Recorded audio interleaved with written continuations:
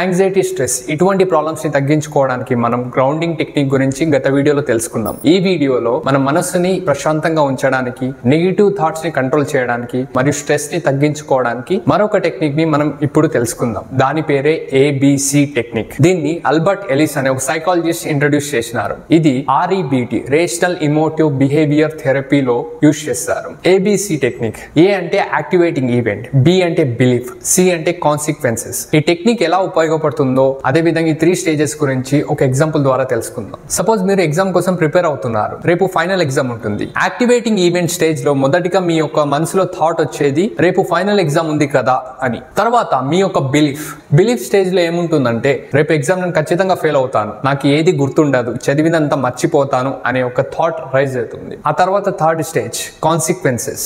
ఇది మన బిలీఫ్ వల్ల మన యాక్షన్స్ పై ఇంపాక్ట్ చేస్తుంది. ఎప్పుడైతే మీరు ఎగ్జామ్ హాల్లో వెళ్తారో మీరు నర్వస్ గా ఫీల్ అవుతారు, మీ యొక్క హార్ట్ రేట్ పెరుగుతుంది. ఆ తర్వాత మీరు చదువుకున్నవన్నీ గుర్తు తెచ్చుకోవడానికి చాలా స్ట్రగుల్ అవుతారు, పాజిటివ్ రిజల్ట్ రాదు. ఇలా చాలా మంది ప్రాబ్లమ్ ని ఫేస్ చేస్తారు. ఇప్పుడు చెప్పిన ఎగ్జాంపుల్ సిచ్యువేషన్ లోనే ఈ ప్రాబ్లమ్ ని ఫేస్ చేస్తారని కాదు, చాలా డిఫరెంట్ సిచ్యువేషన్స్ లో కూడా మనం ఫేస్ చేస్తాం ఈ ప్రాబ్లమ్ ని. Activating event, belief and consequence ఇది జరిగే ప్రాసెస్. ఇక్కడ మన బిలీఫ్ ని రిఫ్రేమ్ చేయాలంటే మార్చాలి. అప్పుడే కాన్సిక్వెన్స్ లో మనకి పాజిటివ్ రిజల్ట్ వస్తుంది. ఎలా అనేది ఇప్పుడు ఎక్స్ప్లెయిన్ చేస్తాను. మన యాక్టివేటింగ్ ఈవెంట్ అంటే రేపు ఫైనల్ ఎగ్జామ్ ఉంది కదా, ఇది ఫ్యాక్ట్, దీన్ని మార్చలేం. అందుకే మన సెకండ్ స్టేజ్ ఉంటుంది కదా బిలీఫ్. ఇక్కడ మన థాట్ ప్రాసెస్ ని మార్చాలి. అంటే నేను ప్రిపేర్ అయినాను ఎగ్జామ్ కి, సో నేను జస్ట్ కామ్ గా వెళ్ళి ఎగ్జామ్ లో నా బెస్ట్ ఇవ్వాలి, ఇలా మనసులో అనుకుంటేనే అప్పుడు మనకి కాన్సిక్వెన్స్ లో పాజిటివ్ రిజల్ట్ వస్తుంది. కానీ ఒక ప్రాబ్లం ఉంటుంది. ఈ బిలీఫ్ స్టేజ్ లో మనకు థాట్ ప్రాసెస్ ని కంట్రోల్ చేయడం కాస్త ఇబ్బందికరంగా ఉంటుంది. ఎందుకంటే అక్కడ మీరు పానిక్ స్టేజ్ ఆర్ యాంగ్జైటీ లేదంటే స్ట్రెస్ లో ఉంటారు. స్ట్రెస్ లో ఉన్నప్పుడు థాట్ ప్రాసెస్ ని మార్చాలంటే చాలా కష్టంగా ఉంటుంది. సో